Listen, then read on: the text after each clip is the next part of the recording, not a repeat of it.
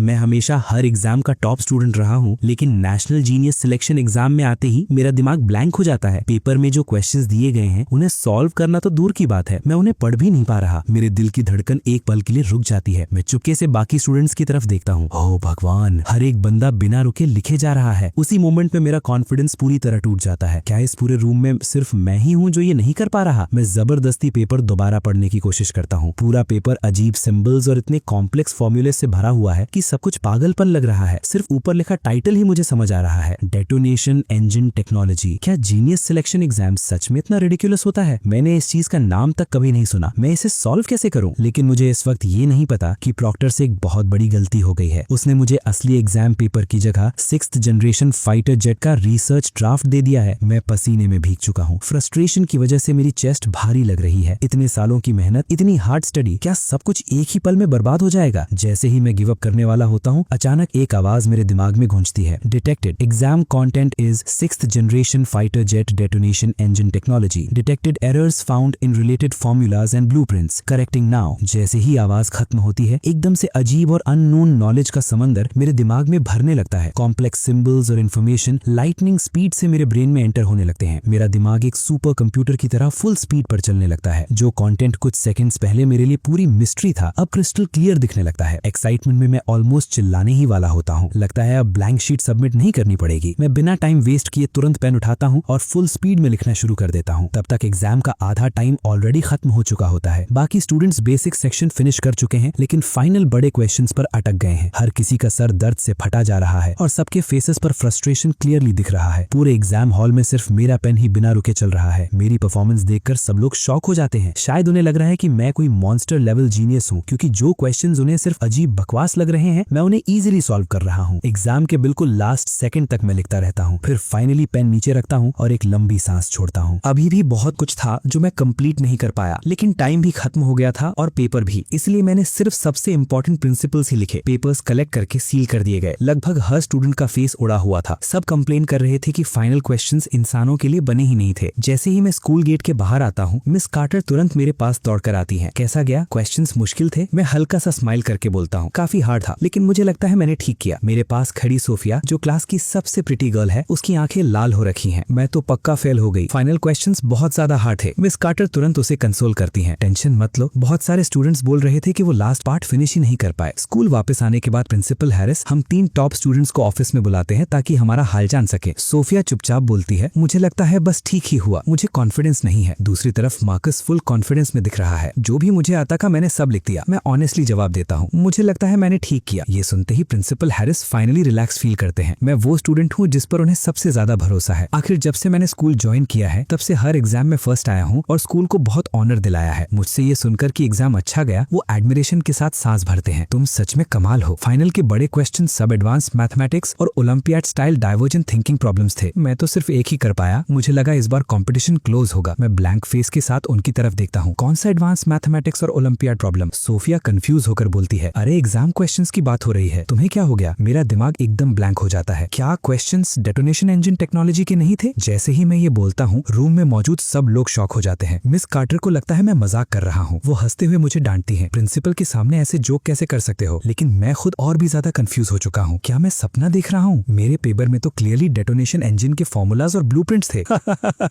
ये तो बहुत फनी है। तुम्हें क्वेश्चंस ही गलत याद रह गए। मार्कस जोर से हंस पड़ता है। वो कभी भी मुझसे हार मान नहीं पाया और अब फाइनली उसे मौका मिल गया है। क्या तुम एग्जाम हॉल में सो गए थे और पूरा पेपर सपने में दिया? डेटोनेशन इंजन, तुम्हें लगता है ये कोई ऐसी चीज है जो तुम सॉल्व कर सकते हो? लेकिन मिस कार्टर का एक्सप्रेशन सीरियस हो जाता है जब उन्हें लगता है कि मैं झूठ नहीं बोल रहा। आखिर यहाँ हो क्या रहा है? क्वेश्चंस तो ऑलरेडी ऑनलाइन अपलोड हो चुके हैं, उनमें कहीं भी इंजन टेक्नोलॉजी नहीं है। क्या तुम गलती से रॉन्ग एग्जाम रूम में चले गए थे? मार्कस ठंडी हंसी के साथ बोलता है, अगर तुमने एग्जाम पेपर ही मिक्सअप कर दिया तो शायद तुम्हें 0 मिलेगा। मेरे पेपर के क्वेश्चंस सच में हद से ज्यादा अबसर्ड थे। डिफिकल्टी किसी भी हाई स्कूल स्टूडेंट के लेवल से बाहर थी। मैं खुद पर डाउट करने लगता, ये पॉसिबल नहीं है। मैं तो सबके साथ ही एग्जाम रूम में गया था, फिर गलत रूम में कैसे जा सकता हूँ? सोफिया मुझे कंसोल करती है, दिल पर मत लो। अगर इस बार सिलेक्ट नहीं भी हुए तो भी नेशनल कॉलेज एंट्रेंस एग्जाम अभी बाकी है। तुम फिर भी किसी टॉप यूनिवर्सिटी में जा सकते हो। मुझे भी ज्यादा कॉन्फिडेंस नहीं है। चलो कॉलेज एग्जाम के लिए साथ में हार्ड वर्क करते हैं। मैं जल्दी ही अपनी डिसअपॉइंटमेंट से बाहर निकल आता हूँ। मुझे नहीं पता गलती कहाँ हुई, लेकिन मुझे खुद पर भरोसा है और सबसे बड़ी बात, मैंने genius genius insight system awaken कर लिया है। अब चीजें सिर्फ बेटर ही होंगी। मैं मानने को रेडी नहीं हूँ कि कॉलेज एग्जाम के थ्रू टॉप यूनिवर्सिटी में एडमिशन नहीं ले सकता। उसी वक्त एक दूसरे कॉन्फ्रेंस रूम में एकेडमिशियन लेवल के टॉप एक्सपर्ट्स इकट्ठा हुए हैं। जो लोग एग्जाम पेपर्स चेक कर रहे हैं उनमें से हर एक अपने फील्ड का लीडिंग अथॉरिटी है। ग्रेडिंग कमेटी के हेड डायरेक्टर वॉकर बोलते हैं, हमें अर्जेंटली बहुत सारे आउटस्टैंडिंग टैलेंट्स डेवलप करने की जरूरत है, स्पेशली एरोस्पेस फील्ड में। टैलेंट शॉर्टेज बहुत क्रिटिकल हो चुकी है, इसलिए सब लोग ध्यान से चेकिंग करिए। हमें सबसे बेस्ट टैलेंट ढूंढना है। सब लोग सर हिलाकर चेकिंग स्टार्ट कर देते हैं। ये पेपर में क्या चल रहा है? एक एक्सपर्ट अपने हाथ में पकड़े पेपर को देखकर पूरी तरह कंफ्यूज हो जाता है। उस पेपर के क्वेश्चंस बाकी सब पेपर्स से बिल्कुल अलग हैं, फिर भी हर आंसर स्पेस पूरा भरा हुआ है। ये पॉसिबल कैसे है? बाकी एक्सपर्ट्स भी उसके पास आ जाते हैं। रूम में जितने भी टॉप एकेडमिक्स बैठे हैं, पेपर का कंटेंट देखकर उनमें से बहुत लोग कंफ्यूज हो जाते हैं। डेटोनेशन इंजन टेक्नोलॉजी, ये आया कहां से? ये तो सीरियस प्रॉब्लम है। सब लोग इंस्टिंक्टिवली डायरेक्टर वॉकर की तरफ देखते हैं। वो अपना पेपर नीचे रखकर उनके पास आते हैं। क्या हुआ? डायरेक्टर, जरा ये पेपर देखिए, ये गलती से डिस्ट्रीब्यूट हो गया था, लेकिन अजीब बात ये है कि इसमें हर आंसर फिल किया गया है। डायरेक्टर वॉकर का दिल एक पल के लिए रुक जाता है। इतने इंपॉर्टेंट एग्जाम में ऐसी गलती होना कोई छोटी बात नहीं थी। वो तुरंत पेपर उठा लेते हैं। रुको, ये तो मेरा कल का कैलकुलेशन ड्राफ्ट है ना, ये एग्जाम पेपर्स में कैसे आ गया? डायरेक्टर वॉकर के माथे पर तुरंत ठंडा पसीना आ जाता है। ये तो स्टूडेंट के साथ बहुत अनफेयर हुआ। इन क्वेश्चंस को तो एरोस्पेस एकेडमी तक सॉल्व नहीं कर पाती। एक हाई स्कूल सीनियर इनका आंसर कैसे दे सकता है? वो इंस्टिंक्टिवली आंसर्स की तरफ देखते हैं और उनकी आंखें एकदम फैल जाती हैं। आखिर डिटोनेशन इंजन रिसर्च हमेशा से दुनिया की सबसे डिफिकल्ट चैलेंजेस में से एक रही है, स्पेशली उसके पावर फॉर्मूलाज, जिनमें सालों की रिसर्च के बाद भी फ्लॉज मौजूद हैं। लेकिन इस पेपर में लिखे फॉर्मूलाज बिल्कुल फ्लॉलेस हैं। हर एक वीकनेस परफेक्टली फिक्स की गई है। डायरेक्टर वॉकर को लगता है जैसे उन्हें बिजली का झटका लग गया हो। वो इंस्टिंक्टिवली अपनी आंखें मलते हैं। ये हो क्या रहा है? क्या मैं सपना देख रहा हूँ? बाकी एक्सपर्ट्स कंफ्यूज होकर पूछते हैं, डायरेक्टर क्या हुआ? लेकिन डायरेक्टर वॉकर के पास जवाब देने का टाइम ही नहीं है। वो हर फॉर्मूला, हर लाइन ऑफ डेटा को घूर कर देखने लगते हैं। धीरे धीरे उनका पूरा बॉडी हल्का सा कांपने लगता है। मुझे अभी पेपर और पेन लाकर दो। उनकी जोर की आवाज पूरे रूम को शॉक कर देती है। जैसे ही उन्हें पेपर और पेन मिलता है, डायरेक्टर वॉकर टेबल पर झुककर लाइटनिंग स्पीड से कैलकुलेशंस करने लगते हैं। सब लोग एक दूसरे की तरफ कंफ्यूज नजरों से देखते हैं। किसी को समझ नहीं आ रहा कि हो क्या रहा है। बस एक गलती से दिया गया एग्जाम पेपर ही तो है। ठीक है, उसमें आंसर्स लिखे हुए हैं, लेकिन वो सिर्फ एक हाई स्कूल स्टूडेंट है। वो ऐसा क्या लिख सकता है जो यूजफुल हो? लेकिन डायरेक्टर वॉकर के एक्सप्रेशन देखकर क्लियरली लग रहा था कि ये मामला बिल्कुल सिंपल नहीं है। क्यूरियोसिटी की वजह से सब लोग उनके आसपास जमा हो जाते हैं। सिर्फ कुछ ही सेकंड्स में कई एरोस्पेस इंजन स्पेशलिस्ट्स की आंखें शॉक से फैल जाती हैं। ये पॉसिबल कैसे है? क्या ये सच में किसी हाई स्कूल स्टूडेंट ने लिखा है? हमने तो सिर्फ फॉरेन कंट्रीज में ऐसे इंसिडेंट्स के बारे में सुना था जहां हॉलवे में लिखे प्रॉब्लम्स को किसी जेनेटर ने सॉल्व कर दिया था। मैंने कभी नहीं सोचा था कि अपने कंट्री में भी ऐसा कुछ देखने को मिलेगा। गहरी एक्साइटमेंट में डूबे डायरेक्टर वॉकर फाइनली कैलकुलेशंस रोक देते हैं। वो एक गहरी सांस लेते हैं, खुद को काम करने की कोशिश करते हुए, लेकिन उनका चेहरा अभी भी एक्साइटमेंट से लाल पड़ा हुआ है। सब लोग ध्यान से सुनो। अपने सारे कम्युनिकेशन डिवाइसेस तुरंत हैंड ओवर करो और कोई भी यहाँ से बाहर नहीं जाएगा। जैसे ही वो ये बोलते हैं, डायरेक्टर वॉकर सबके सामने सीधा पुलिस डिपार्टमेंट को कॉल कर देते हैं। तब जाकर बाकी एक्सपर्ट्स को समझ आता है कि ये पेपर कोई ऑर्डिनरी चीज नहीं है, लेकिन कंट्री के टॉप एक्सपर्ट्स होने की वजह से सबकी सिक्योरिटी अवेयरनेस काफी स्ट्रांग है, इसलिए कोई भी सवाल नहीं पूछता। सब लोग चुपचाप वापस बैठ जाते हैं और लॉकडाउन खत्म होने का वेट करते हुए पेपर्स चेक करना कंटिन्यू रखते हैं। डायरेक्टर वॉकर जल्दी से एरोस्पेस एकेडमी वापस पहुंचते हैं और सारे रेलेवेंट एक्सपर्ट्स को एक साथ बुला लेते हैं। वॉकर, तुम तो एग्जाम सुपरवाइज करने गए थे ना, इतनी घबराहट में वापस क्यों आ गए और सबको एक साथ क्यों बुला लिया? डेप्यूटी डायरेक्टर बेनेट कंफ्यूज होकर पूछते हैं। बेनेट, तुम्हें अंदाजा भी नहीं है, इस एग्जाम ने हमें एक अनबिलीवेबल डिस्कवरी दी है। डायरेक्टर वॉकर एग्जाम पेपर निकालकर उन्हें दिखाते हैं। Deputy director Bennett confuse expression के साथ पेपर लेते हैं। जैसे ही उनकी नजर पहले पावर फॉर्मूला पर पड़ती है, उनकी आंखें फैल जाती हैं। तुम ये कहने वाले नहीं हो कि ये फॉर्मूला करेक्ट है? हाँ, मैंने ऑलरेडी क्विक वेरिफिकेशन कर लिया है, सब कुछ कंप्लीटली करेक्ट निकला। हमें डिटेल्ड रिकैलकुलेशन और सुपर कंप्यूटर सिमुलेशन की जरूरत है। डायरेक्टर वॉकर अपने ड्राफ्ट नोट्स उन्हें देते हैं। देखो, इसमें कोई मिस्टेक नहीं है, आगे का डेटा तो और भी ज्यादा टेरिफाइंग है। ये कंटिन्यूअस डेटोनेशन इंजन टेक्नोलॉजी है। तुम्हें पता है इसका मतलब क्या होता है? डेप्यूटी डायरेक्टर बेनेट गहरी सांस खींच लेते हैं। इसका मतलब अगर ये फॉर्मूला सच में करेक्ट है तो हम 6th जनरेशन फाइटर जेट को स्किप करके सीधा 7th जनरेशन पर जंप कर सकते हैं। डायरेक्टर वॉकर फर्मली सर हिला देते हैं। मैंने एग्जाम रूम ऑलरेडी सील कर दिया है, मैं रिजल्ट कंफर्म करने के लिए ही सीधा यहाँ भाग कर आया हूँ। तो फिर हम किस चीज का वेट कर रहे हैं? चलो शुरू करते हैं। डेप्यूटी डायरेक्टर बेनेट इतने एक्साइटेड हो जाते हैं कि उनके हाथ तक कांपने लगते हैं। डायरेक्टर वॉकर बाकी एक्सपर्ट्स की तरफ मुड़ते हैं। मैं ऑफिशियली एरोस्पेस एकेडमी को लेवल 1 क्लासिफाइड स्टेटस डिक्लेयर करता हूँ। पूरी एकेडमी सिग्नल लॉकडाउन में रहेगी। बाहर की हर कम्युनिकेशन को सिक्योरिटी पर्सनल पर्सनली मॉनिटर करेंगे। अब मैं असाइनमेंट्स डिस्ट्रीब्यूट कर रहा हूँ। एरोस्पेस एकेडमी के एक्सपर्ट्स अभी तक इस शॉकिंग न्यूज को प्रॉपर्ली प्रोसेस भी नहीं कर पाए होते, लेकिन तब तक वो इंटेंस वर्क में पूरी तरह डूब चुके होते हैं। रात के 12 बज जाते हैं और एक भी इंसान ने एक पल के लिए रेस्ट नहीं किया होता, फिर भी सबके फेसेस एक्साइटमेंट से चमक रहे होते हैं। हर एक बंदा एड्रेनलिन और एक्साइटमेंट से भरा हुआ होता है। डायरेक्टर, फॉर्मूला वेरिफिकेशन कंफर्म हो गया, कोई एरर नहीं है। डायरेक्टर, सारा वेरीफाइड डेटा बिल्कुल करेक्ट निकला। डायरेक्टर वॉकर एक्साइटमेंट में जोर से अपनी थाई पर हाथ मारते हैं और उनका चेहरा एक्साइटमेंट से लाल हो जाता है। जल्दी सुपर कंप्यूटर सिमुलेशन रन करो, देखते हैं ये डेटोनेशन इंजन कितनी टेरिफाइंग परफॉर्मेंस निकाल सकता है। सिमुलेशन रिजल्ट्स बहुत जल्दी सामने आ जाते हैं। एयरक्राफ्ट की स्ट्रक्चरल स्ट्रेंथ 35% तक इंक्रीज हो गई, टोटल वेट 16% तक रिड्यूस हो गया। एयरक्राफ्ट के एक्सटीरियर कर्व को एडजस्ट करने के बाद ड्रैग कोएफिशिएंट भी 7% तक ड्रॉप कर गया। डायरेक्टर वॉकर और डेप्यूटी डायरेक्टर बेनेट एक दूसरे की तरफ देखते हैं। दोनों को एक दूसरे की आंखों में शॉक क्लियरली दिख रहा होता है। हमारे कंट्री का 6th जनरेशन फाइटर जेट हर फील्ड में ऑलमोस्ट मैच्योर हो चुका है, सिर्फ इंजन टेक्नोलॉजी को छोड़कर बाकी सब कुछ प्रैक्टिकली रेडी है। ऐसे में सिर्फ 1% इंप्रूवमेंट भी ह्यूज ब्रेक थ्रू माना जाता है, लेकिन इस डेटा और इन्फॉर्मेशन की वजह से performance directly double digit percentages में जंप कर गई है। अनबिलीवेबल। अगर सुपर कंप्यूटर के रिजल्ट्स मेरे सामने ना होते तो मैं कभी बिलीव नहीं करता कि ये सब किसी हाई स्कूल स्टूडेंट ने डिजाइन किया है। आखिर उसका दिमाग काम कैसे करता है? क्या दुनिया में सच में ऐसे जीनियसेस होते हैं? डायरेक्टर वॉकर का दिल जोर जोर से धड़क रहा होता है, उन्हें ऑलमोस्ट रियलिटी पर ही डाउट होने लगता है। सबसे अनबिलीवेबल बात यह है कि ये टेक्नोलॉजी ऐसी चीज नहीं है जिसका एक्सेस किसी हाई स्कूल स्टूडेंट के पास होना चाहिए, लेकिन प्रूफ उनके सामने पड़ा हुआ है। डेप्यूटी डायरेक्टर बेनेट का फेस अचानक सीरियस हो जाता है। ऐसे टैलेंट की इन्फॉर्मेशन हमें तुरंत गवर्नमेंट को रिपोर्ट करनी चाहिए। इस स्टूडेंट को प्रोटेक्शन मिलना जरूरी है और चाहे जो हो जाए हमें इसे एरोस्पेस एकेडमी में रिक्रूट करना ही होगा। दूसरी तरफ मुझे इन सब चीजों की बिल्कुल खबर नहीं होती। मुझे अभी भी लग रहा होता है कि मैं फेल हो गया हूँ, लेकिन मैं खुद से गिव अप करने वाला नहीं हूँ। चाहे मैंने सिलेक्शन एग्जाम कंप्लीटली बॉम्ब कर दिया हो, नेशनल कॉलेज एंट्रेंस एग्जाम अभी भी मेरे सामने है। मेरे ग्रेड्स के साथ टॉप यूनिवर्सिटी में एडमिशन लेना कोई प्रॉब्लम नहीं है। और अब जब मेरे पास जीनियस इनसाइट सिस्टम है, मेरा गोल सिर्फ टॉप यूनिवर्सिटी में जाना नहीं रहा, मेरा टारगेट परफेक्ट स्कोर लाना और नेशनल नंबर 1 बनना है। जैसे ही मैं अपना माइंडसेट स्टेबल करता हूँ, मैं पूरी तरह रिव्यू मोड में घुस जाता हूँ। जल्दी ही वो दिन आ जाता है जब genius class admission results announce होने वाले होते हैं। सबकी नजरें सोफिया, मार्कस और मुझ पर टिकी होती हैं। मिस कार्टर मेरे पास आती हैं और मुझे कॉम्प्लिकेटेड एक्सप्रेशन के साथ देखती हैं। स्कूल लीडरशिप के डिसीजन के अकॉर्डिंग तुम्हारी स्कॉलरशिप रिवोक की जा रही है। ये सुनते ही मैं शॉक में सर उठाकर देखता हूँ। मुझे बिल्कुल भी एक्सपेक्ट नहीं था कि स्कूल इतना सडन डिसीजन ले लेगा। सोफिया जोर से बोल पड़ती है, क्यों? पास ही खड़ा मार्कस स्मग एक्सप्रेशन के साथ स्माइल कर रहा होता है। मेरी स्कॉलरशिप रिवोक करवाना असल में उसी के प्रेशर का रिजल्ट था जो उसने प्रिंसिपल हैरिस पर डाला था। वो ठंडी हंसी के साथ बोलता है, क्यों? जो बंदा सही एग्जाम पेपर तक नहीं उठा सकता वो स्कॉलरशिप डिजर्व नहीं करता। सोफिया तुरंत समझ जाती है, मार्कस क्या ये सब तुम्हारे पीछे होने की वजह से हुआ है? हाँ, मैंने ही किया, अब तुम क्या कर लोगी? सोफिया गुस्से से भर जाती है। वो तुरंत प्रिंसिपल हैरिस से बात करने के लिए मुड़ती है। मैं उसका हाथ पकड़ लेता हूँ। छोड़ो ला, उन्हें लेने दो, मुझे पैसे की परवाह नहीं है। मैं हर एग्जाम में फर्स्ट आता हूँ। इतनी स्कॉलरशिप्स मिल चुकी हैं कि मेरे हाथ तक थक गए हैं। ये वाली चली भी गई तो कोई बड़ी बात नहीं। तभी अचानक कोई जोर से चिल्लाता है, देखो एडमिशन लिस्ट आ गई, सोफिया सिलेक्ट हो गई। वो सच में मेरे सपनों की गॉडेस है, कितनी अमेजिंग है। मार्कस का नाम भी लिस्ट में है, स्कूल ग्रेड में 3rd रैंक। वो सच में इम्प्रेसिव है। रुको, क्या लियो एक्चुअली सिलेक्ट नहीं हुआ? अरे देखने की जरूरत ही क्या है? तुमने नहीं सुना? उसने गलत एग्जाम पेपर उठा लिया था, ऑब्वियसली वो पास नहीं करेगा। नो वे, कितना अनफॉर्चुनेट है। बहुत सारे स्टूडेंट्स मेरे लिए सिंपैथी फील करते हैं। किसी ने भी एक्सपेक्ट नहीं किया था कि सबसे ज्यादा होपफुल कैंडिडेट ही सिलेक्ट नहीं होगा। इवन दो मुझे पहले से रिजल्ट पता था, फिर भी दिल के अंदर एक क्रशिंग फीलिंग उठी है। एग्जाम पेपर में गलती उनकी थी, लेकिन मुझे रीटेक का एक चांस तक नहीं दिया गया। मैं समझ ही नहीं पा रहा था कि इतने इंपॉर्टेंट एग्जाम में इतनी बेसिक मिस्टेक कैसे हो सकती है। जैसे ही मैं डिसअपॉइंटेड फील कर रहा होता हूँ, मेजर यूनिवर्सिटीज के रिक्रूटमेंट ऑफिसर्स एक साथ मेरी तरफ आ जाते हैं। उनकी नजरों में इवन एक फेल्ड स्टूडेंट भी हॉट प्रोस्पेक्ट होता है। जीनियस क्लास एग्जाम के लिए सिलेक्ट होने वाले हर स्टूडेंट में रियल टैलेंट होता है। इसलिए चाहे मैं ये एग्जाम फेल कर गया हूँ, फिर भी मैं हर मेजर यूनिवर्सिटी का टॉप रिक्रूटमेंट टारगेट हूँ। क्या तुम डोंगफू यूनिवर्सिटी ज्वाइन करना चाहोगे? कॉलेज एंट्रेंस एग्जाम की जरूरत नहीं, फुल स्कॉलरशिप और ट्यूशन फ्री। डोंगफू यूनिवर्सिटी क्या चीज है? हमारी टॉप यूनिवर्सिटी तो उससे कहीं बेटर है। हम कंट्री के नंबर 1 स्कूल हैं। हम वो सब ऑफर करते हैं जो डोंगफू करता है। नेशनल डिफेंस यूनिवर्सिटी ज्वाइन करो। देश की सेवा करना सबसे बड़ा ऑनर है। रिक्रूटमेंट ऑफिसर्स सब मेरी तरफ उमड़ पड़ते हैं और हर कोई सबसे जनरस ऑफर देने की कोशिश करता है। मुझे अभी भी इतना वांटेड देखकर सोफिया जेन्युइनली मेरे लिए खुश होती है, लेकिन साइड में खड़ा मार्कस जेलसी से पागल हो रहा होता है। रिक्रूटमेंट ऑफिसर्स, इसे एडमिट करने से पहले आप लोग ध्यान से सोचिए। इसका ओवरऑल स्कोर डिस्प्ले नहीं हो रहा। इसका मतलब है इस एग्जाम में इसे 0 मिला है। इससे आप समझ सकते हैं कि शायद इसके पहले के टेस्ट स्कोर्स भी जेन्युइन नहीं थे। अगर आप इसे अर्ली एडमिट करेंगे तो बाद में बहुत रिग्रेट होगा। मार्कस की बात सुनते ही रिक्रूटमेंट ऑफिसर्स का एक्सप्रेशन कॉशियस हो जाता है। पास्ट एग्जाम्स में चीटिंग का सस्पिशन और इस एग्जाम में 0 स्कोर। लियो, तुम्हारी प्रॉब्लम्स छोटी नहीं है, सॉरी, लेकिन हमें पहले इस मैटर की इन्वेस्टिगेशन करनी पड़ेगी। अपनी चाल सक्सेसफुल देख मार्कस मुझे प्रोवोकेटिव नजरों से देखता है, लेकिन मेरा दिल बिल्कुल शांत रहता है। सिस्टम के बिना भी मैं कॉलेज एंट्रेंस एग्जाम में खुद को प्रूव कर सकता हूँ और अब तो मेरे पास जीनियस इनसाइट सिस्टम है। मेरी लाइफ लिटरली चीट मोड पर चल रही है। मुझे इन छोटी मोटी ट्रिक्स की बिल्कुल परवाह नहीं है। उसी वक्त एरोस्पेस एकेडमी में काउंटलेस एक्सपर्ट्स की आंखें थकान की वजह से लाल हो चुकी होती हैं। फाइनली वो फाइनल मोमेंट आ ही जाता है। सब लोग सांस रोककर वेट करते हैं। जैसे ही नोटिफिकेशन साउंड आती है, कैलकुलेशंस के फाइनल रिजल्ट्स कंप्लीट हो जाते हैं। Continuous detonation engine maximum mark 13 speed achieve करता है और वो भी कंटिन्यूसली 500 आवर्स तक मेंटेन कर सकता है। नॉर्मल क्रूजिंग स्पीड मैक्स 7 तक पहुंचती है और रन टाइम 5000 आवर्स का होता है। ये सुनते ही सब लोग शॉक में सांस खींच लेते हैं। वो अपनी सूजी हुई आंखें मलते हैं, जैसे उन्हें यकीन ही नहीं हो रहा हो कि वो सही देख रहे हैं। वॉकर, क्या मैं सपना देख रहा हूँ? क्या वो डेटोनेशन स्पीड सच में रियल है? शायद सही ही है, जब तक कंप्यूटर में कोई प्रॉब्लम ना हो। एक टेक्नीशियन जोर से रिपोर्ट करता है, डायरेक्टर, कंप्यूटर परफेक्टली रन कर रहा है, डेटा कंप्लीटली एक्यूरेट है। डायरेक्टर वॉकर पूरी ताकत से हवा में पंच मारते हैं। अगर हम इस फाइटर जेट को रियलिटी बना पाए तो हमारी कंट्री की एयरफोर्स का कोई मुकाबला नहीं होगा। अगर फ्यूचर में कोई कंट्री हमारे वाटर्स में हमें प्रोवोक करने की हिम्मत करेगी तो हम उन्हें अपनी एयरफोर्स की असली पावर चखाएंगे। हम सिर्फ उन्हें भगाएंगे नहीं, हम उन्हें घुटने टेकने पर मजबूर कर देंगे। जब तक हम दूसरे कंट्रीज इन्वेड नहीं करते तब तक उन्हें थैंकफुल रहना चाहिए। सच कहूं तो इतनी टेरिफाइंग स्पीड पर अगर हम दूसरे कंट्रीज के ऊपर से उड़ते तो शायद उन्हें लगता एलियंस आ गए हैं। लेकिन कैलकुलेशन रिजल्ट्स के अकॉर्डिंग एग्जिस्टिंग इंजन मटेरियल्स इस परफॉर्मेंस को सपोर्ट नहीं कर सकते। फाइटर जेट का मटेरियल और स्ट्रक्चर इतनी इंसेन स्पीड को हैंडल ही नहीं कर पाएगा। ऐसे रिजल्ट के लिए डायरेक्टर वॉकर मेंटली पहले से प्रिपेयर्ड थे। इतनी एक्सट्रीम स्पीड्स पर कोई भी existing fighter jet material stress withstand नहीं कर सकता। कितनी बड़ी डिसअपॉइंटमेंट है। काश हमारे पास बेटर मेटल मटेरियल्स होते तो ये fighter jet definitely 7th generation standards तक पहुंच जाता। डेप्यूटी डायरेक्टर बेनेट थोड़ा डिसअपॉइंटेड लगते हैं। डायरेक्टर वॉकर की आंखों में एक शार्प लाइट चमकती है। हमें नहीं पता कि एक हाई स्कूल स्टूडेंट ने इतनी cutting edge aerospace engine technology कैसे फिगर आउट कर ली, लेकिन अगर वो ये सॉल्व कर सकता है तो शायद मटेरियल प्रॉब्लम भी सॉल्व कर सके। चाहे कुछ भी हो, हमें ऐसा टैलेंट किसी भी कीमत पर सिक्योर करना होगा। डेप्यूटी डायरेक्टर बेनेट टाइम की तरफ देखते हैं और अचानक रियलाइजेशन में अपनी थाई पर हाथ मारते हैं। हम डेटा टेस्टिंग में इतने बिजी हो गए कि भूल ही गए। आज जीनियस क्लास एडमिशन अनाउंसमेंट का दिन है। डायरेक्टर वॉकर तुरंत अपने फोरहेड पर हाथ मारते हैं। देखो मेरा दिमाग भी कैसे काम कर रहा है। कोई भी अपनी पोस्ट छोड़कर नहीं जाएगा। हम पर्सनली स्कूल जाकर उसे रिक्रूट करेंगे। डेप्यूटी डायरेक्टर बेनेट तुरंत सर हिला देते हैं। सही कहा, उसकी सेफ्टी गारंटी करने के लिए खुद जाना ही बेस्ट ऑप्शन है। नेशनल सिक्योरिटी ब्यूरो के पर्सनल को भी साथ लाओ। इस मोमेंट से aerospace academy officially level 1 classified status में रहेगी। सारे ग्रेडिंग स्टाफ सर्वेलेंस के अंडर रहेंगे। ये टेक्नोलॉजी बहुत ज्यादा इंपॉर्टेंट है। एक भी डिटेल लीक नहीं होनी चाहिए। तुम सही कह रहे हो। चलो तुरंत निकलते हैं। हम आर्म्ड हेलीकॉप्टर यूज करेंगे। कुछ ही देर में डायरेक्टर वॉकर और deputy director Bennett military command के आर्म्ड हेलीकॉप्टर में बैठे होते हैं। मिलिट्री कमांडर जनरल रीड और national security bureau chief director Mitchell भी साथ मौजूद होते हैं। 3 दिन तक बिना रेस्ट के काम करने के बाद डायरेक्टर वॉकर और डेप्यूटी डायरेक्टर बेनेट अब और जाग नहीं पाते। कुछ इंस्ट्रक्शंस देने के बाद वो वहीं लेटकर तुरंत गहरी नींद में सो जाते हैं। जनरल रीड और डायरेक्टर मिचेल पूरी तरह कंफ्यूज्ड होते हैं। इतनी मैसिव ऑपरेशन के साथ वो लोग एक हाई स्कूल जा रहे हैं और मिशन को स्ट्रिक्टली क्लासिफाइड बताया गया है। क्या इस हाई स्कूल में कोई एक्स्ट्रा ऑर्डिनरी सीक्रेट छुपा हुआ है? नहीं। आखिर ऐसी क्या चीज हो सकती है जो एरोस्पेस एकेडमी के 2 टॉप एकेडमिशियंस को पर्सनली आना पड़ रहा है? ये सब बिल्कुल इंसेन लग रहा था। स्कूल प्लेग्राउंड में रिजल्ट्स देखने के बाद स्टूडेंट्स वापस क्लास जाने की तैयारी कर रहे होते हैं। किसी भी एंगल से देखो, स्कूल के 2 स्टूडेंट्स एक साथ एडमिट हुए हैं जो मोस्ट हाई स्कूल से बेटर रिजल्ट है। रिजल्ट्स काफी प्लीजिंग थे और प्रिंसिपल हैरिस भी स्माइल कर रहे होते हैं। मार्कस ने एक्सपेक्टेशंस क्रॉस कर दी और सच में सिलेक्ट हो गया और मैं, जिसे सबसे ज्यादा होप्स थी, फेल हो गया। लेकिन मेरे नॉर्मल ग्रेड्स अभी भी एक्सीलेंट थे। यूनिवर्सिटी एडमिशंस भी स्कूल के लिए इंपॉर्टेंट अचीवमेंट होती हैं, बस जीनियस क्लास जितनी हेडलाइन ग्रैबिंग नहीं होती। ठीक है एवरीवन, जल्दी क्लास में वापस जाओ, इससे मोटिवेशन लो और अपने टारगेट स्कोर्स के लिए हार्ड वर्क करो। तभी अचानक बाहर अलार्म बजने लगता है। सारे पर्सनल तुरंत प्लेग्राउंड इवैक्यूएट करें, यहाँ एक हेलीकॉप्टर लैंड करने वाला है। ये सुनते ही प्रिंसिपल हैरिस जल्दी से आगे बढ़कर पूछते हैं, ये स्कूल है, यहाँ हेलीकॉप्टर क्यों लैंड कर रहा है? ऑनेस्टली मुझे भी नहीं पता, ऊपर से ऑर्डर आया है, बस फॉलो करो। कोई बहुत इंपॉर्टेंट पर्सन यहाँ आने वाला है। पुलिस चीफ ऑर्डर मिलते ही अपनी टीम के साथ फुल स्पीड में स्कूल पहुंच जाता है। प्रिंसिपल हैरिस पूरी तरह स्टन रह जाते हैं। ये तो सिर्फ एक हाई स्कूल है, फिर ये सब एंटी टेररिज्म ऑपरेशन जैसा क्यों लग रहा है? लेकिन इतने बड़े स्केल का ऑपरेशन देखकर क्लियरली लग रहा था कि कोई बहुत बड़ी बात हुई है। ये सडन सिचुएशन नेचुरली बहुत सारे स्टूडेंट्स की क्यूरियोसिटी अट्रैक्ट कर लेती है। सिर्फ कुछ ही मिनट्स में एक आर्म्ड हेलीकॉप्टर सीधा प्लेग्राउंड पर लैंड करता है। सारे टीचर्स और स्टूडेंट्स शॉक में चुप हो जाते हैं। ये हो क्या रहा है? हमारे स्कूल में आर्म्ड हेलीकॉप्टर? क्या यहाँ कोई टेररिस्ट छुपा हुआ है? आखिर कौन सा क्राइम इतनी पुलिस फोर्स डिमांड करता है? जैसे ही हेलीकॉप्टर धीरे धीरे लैंड करता है, डायरेक्टर वॉकर और deputy director Bennett vibration feel करके अचानक जाग जाते हैं। क्या हम पहुंच गए? मुझे प्रिंसिपल से मिलना है। पुलिस चीफ ऑलरेडी उन्हें रिसीव करने के लिए दौड़ कर आ रहा होता है। 20 से भी ज्यादा नेशनल सिक्योरिटी ब्यूरो ऑफिसर्स सबसे पहले हेलीकॉप्टर से उतरते हैं और एग्जिट के दोनों तरफ परफेक्टली लाइन बनाकर खड़े हो जाते हैं। प्रिंसिपल हैरिस ने अपनी पूरी लाइफ में ऐसा सीन कभी नहीं देखा होता। वो जल्दी से आगे बढ़ते हैं। डायरेक्टर वॉकर हेलीकॉप्टर से उतरते ही सीधा पूछते हैं, एक्सक्यूज मी, क्या आपके स्कूल में लियो नाम का स्टूडेंट है? प्रिंसिपल हैरिस पूरी तरह स्टन्ड रह जाते हैं। सिर्फ एक स्टूडेंट को ढूंढने के लिए इतना बड़ा ऑपरेशन? उन्होंने मिलिट्री हेलीकॉप्टर तक मोबिलाइज कर दिया। चाहे कोई स्टूडेंट कितना भी इंप्रेसिव हो, वो इतना अटेंशन अट्रैक्ट नहीं कर सकता। अचानक प्रिंसिपल हैरिस के दिमाग में एक टेरिफाइंग थॉट आता है, क्या लियो सिलेक्शन में फेल होने के बाद सोसाइटी से रिजेंटफुल हो गया और कोई डेंजरस काम कर दिया? आखिर कौन सा क्राइम इतना सीरियस हो सकता है? प्रिंसिपल हैरिस के सर में डर से झंझनाहट होने लगती है। वो आगे सोचने की हिम्मत तक नहीं कर पाते। अगर सच में इतनी सीरियस बात हुई तो प्रिंसिपल के रूप में उनका करियर खत्म समझो। मैं पूछ रहा हूँ, लियो यहाँ है या नहीं? ओ हाँ है, गुड, उसे तुरंत यहाँ लेकर आओ। प्रिंसिपल हैरिस का दिल एकदम डूब जाता है, लेकिन वो डिले करने की हिम्मत नहीं करते। वो जल्दी से मिस कार्टर को मुझे वापस बुलाने के लिए बोलते हैं। ये न्यूज सुनते ही मार्कस के फेस पर एक इविल स्माइल आ जाती है। इतने सारे लोग तुम्हें अरेस्ट करने आए हैं, चाहे तुम्हें डेथ सेंटेंस ना भी मिले, बाकी जिंदगी जेल में ही कटेगी। दूसरी तरफ सोफिया बहुत ज्यादा वरीड होती है। वो मेरा हाथ टाइटली पकड़ लेती है और उसकी आंखें कंसर्न से भरी होती हैं। मैं सिचुएशन समझ जाता हूँ। मेरे आंसर्स ने डेफिनेटली किसी हाई लेवल अथॉरिटी का अटेंशन अट्रैक्ट किया है और मेरे लिए ये कोई बुरी बात नहीं है, इसलिए मैं पूरी तरह काम रहता हूँ। मैं सोफिया के हाथ पर हल्का सा पैट करता हूँ और उसे रीअश्योरिंग स्माइल देता हूँ। मैं ठीक रहूंगा। जैसे ही डायरेक्टर वॉकर और डेप्यूटी डायरेक्टर बेनेट मुझे देखते हैं, वो तुरंत मेरी तरफ दौड़कर आते हैं और मुझे ऊपर से नीचे तक ऐसे देखते हैं जैसे कोई प्राइसलेस ट्रेजर मिल गया हो। क्या वो एग्जाम पेपर तुमने ही लिखा था? मैं सिर हिला देता हूँ। हाँ, मुझे उस वक्त पता नहीं था कि पेपर गलत था। मैंने बस अपनी अंडरस्टैंडिंग के अकॉर्डिंग आंसर्स लिखे। एग्जाम के बाद ही मुझे पता चला कि पेपर रॉन्ग था। बाकी सबके पास नॉर्मल क्वेश्चंस थे, सिर्फ मेरे पेपर में डेटोनेशन इंजन था। मेरा जवाब सुनते ही डायरेक्टर वॉकर और डेप्यूटी डायरेक्टर बेनेट के सारे डाउट्स खत्म हो जाते हैं। वो इन्फॉर्मेशन स्ट्रिक्टली सील्ड थी। कोई ऑर्डिनरी स्टूडेंट उसके बारे में जान ही नहीं सकता था जब तक पेपर उसने खुद सॉल्व ना किया हो। मैं ऑफिशियली अनाउंस करता हूँ कि तुम एरोस्पेस एकेडमी में एडमिट हो चुके हो। हम तुम्हें हाईएस्ट लेवल ट्रीटमेंट देंगे। सिर्फ ट्यूशन वेवर ही नहीं, बल्कि पहले दिन से तुम्हें नेशन की तरफ से अकेडमिशियन लेवल ट्रीटमेंट मिलेगा। डायरेक्टर वॉकर एक्साइटमेंट की वजह से लिटरली कांप रहे होते हैं। उनका पूरा फेस एनर्जी से भर गया होता है। कई दिनों की स्लीपलेस एग्जॉशन एक सेकंड में गायब हो गई थी, किसी एड्रेनलिन रश से भी ज्यादा पावरफुल। डेप्यूटी डायरेक्टर बेनेट भी स्माइल करते हैं। एरोस्पेस एकेडमी में हमारे पास फुल अथॉरिटी है, नर्वस होने की जरूरत नहीं। जब तक तुम ज्वाइन करने के लिए रेडी हो, फ्यूचर में जो भी चाहिए होगा ओपनली बोल सकते हो। मैं सिर हिला देता हूँ। मुझे कोई स्पेशल रिक्वेस्ट नहीं चाहिए। मुझे भरोसा है नेशन मुझे डिसअपॉइंट नहीं करेगा। हमारे कंट्री के टेक्नोलॉजी को इतना पावरफुल बनाना कि दूसरे कंट्रीज हमें थ्रेटन करने से डरें, वही मेरा सबसे बड़ा ड्रीम है। तो मेरा एग्जाम पेपर सच में यूजफुल था? बिल्कुल यूजफुल था। हम चाहते हैं तुम डेवलपमेंट में आगे भी हेल्प करो और इस टेक्नोलॉजी को रियलिटी बनाओ। कोई प्रॉब्लम नहीं, ये हमेशा से मेरा ड्रीम रहा है। मुझे इतना काम देखकर डायरेक्टर वॉकर को ये सब और भी अनबिलीवेबल लगता है। एरोस्पेस एकेडमी जैसे टॉप इंस्टीट्यूशन में एडमिशन, और वो भी पर्सनली डायरेक्टर के अंडर स्टडी करने का चांस। कोई भी नॉर्मल स्टूडेंट एक्साइटमेंट में बेहोश हो जाता, लेकिन मैं पूरी तरह कंपोज्ड रहता हूँ और ये बात उन्हें और ज्यादा कन्विंस कर देती है कि मैं पूरी सिचुएशन कंट्रोल में रखता हूँ। हमारे आसपास खड़े लोग उनकी कॉन्वर्सेशन सुनकर कंप्लीटली स्टन्ड हो जाते हैं। इतना मैसिव ऑपरेशन सिर्फ एक स्टूडेंट को रिक्रूट करने के लिए? क्या सिर्फ गलत एग्जाम पेपर मिलने से भी एडमिशन मिल सकता है? फिर तो इतना बड़ा तमाशा करने की जरूरत ही नहीं थी। पास खड़े लोग एक दूसरे की तरफ कंफ्यूज नजरों से देखते हैं। Detonation engine? दूसरे कंट्रीज के कंबाइंड प्रेशर का सामना करने के लिए नेशन ने अपनी सारी एयरफोर्स होप्स डेटोनेशन इंजन पर लगा दी हैं। सिर्फ इस टेक्नोलॉजी में ब्रेक थ्रू करके ही हमारा country 6th generation fighter jets possess करने वाला पहला नेशन बन सकता है, जिसे दूसरे कंट्रीज हमारे अगेंस्ट एक्शन लेने से पहले 100 बार सोचेंगे। लेकिन ये टेक्नोलॉजी अनबिलीवेबली डिफिकल्ट है। डायरेक्टर वॉकर सालों से रिसर्च टीम्स लीड कर रहे हैं, फिर भी प्रोग्रेस बहुत कम हुई है। क्या एक हाई स्कूल सीनियर सच में इस फील्ड में ब्रेक थ्रू कर सकता है? बिलीव करना मुश्किल है। क्या सच में हेवन हमारे कंट्री को ब्लेस कर रहा है, हम एक once in a millennium genius भेजकर? डायरेक्टर वॉकर मेरे आंसर से बहुत सैटिस्फाइड होते हैं। सिर्फ मेरी एबिलिटीज ही पावरफुल नहीं है, बल्कि मेरे अंदर स्ट्रॉन्ग पेट्रियोटिज्म भी है। मेरा कैरेक्टर भी एक्सेप्शनल है। जितना ज्यादा वो मुझे देखते हैं, उतना ही ज्यादा वो मुझे पसंद करने लगते हैं। डायरेक्टर वॉकर स्माइल के साथ डायरेक्टर हैरिस की तरफ मुड़ते हैं। लियो ऑफिशियली एडमिट हो चुका है, मैं इसे अभी अपने साथ ले जाऊंगा। पेपर वर्क आप हैंडल कर लीजिए। अरे वॉकर, इतना अमेजिंग स्टूडेंट सिर्फ तुम अकेले नहीं रख सकते, मैं बेनेट भी शेयर करना चाहता हूँ। डिप्यूटी डायरेक्टर बेनेट मेरी तरफ मुड़ते हैं। क्या तुम हम दोनों के स्टूडेंट बनना पसंद करोगे? मैं प्रॉमिस करता हूँ कि हम अपनी पूरी लाइफ की नॉलेज तुम्हें सिखा देंगे। मैं और ज्यादा तो नहीं कह सकता, लेकिन एरोस्पेस एकेडमी में तुम्हारा ही राज चलेगा। ये सुनते ही सब लोग शौक में सांस खींच लेते हैं। डायरेक्टर वॉकर और डिप्यूटी डायरेक्टर बेनेट कौन है? वो दुनिया के सबसे रिस्पेक्टेड साइंटिफिक रिसर्चर्स में से हैं। अगर वो खुद को सेकंड बोल दें तो कोई भी फर्स्ट क्लेम करने की हिम्मत नहीं करेगा। सिर्फ उनमें से एक का स्टूडेंट बनना भी किसी ब्लेसिंग से कम नहीं, और एक ही टाइम पर दोनों का स्टूडेंट बन जाना तो literally once in a lifetime miracle है।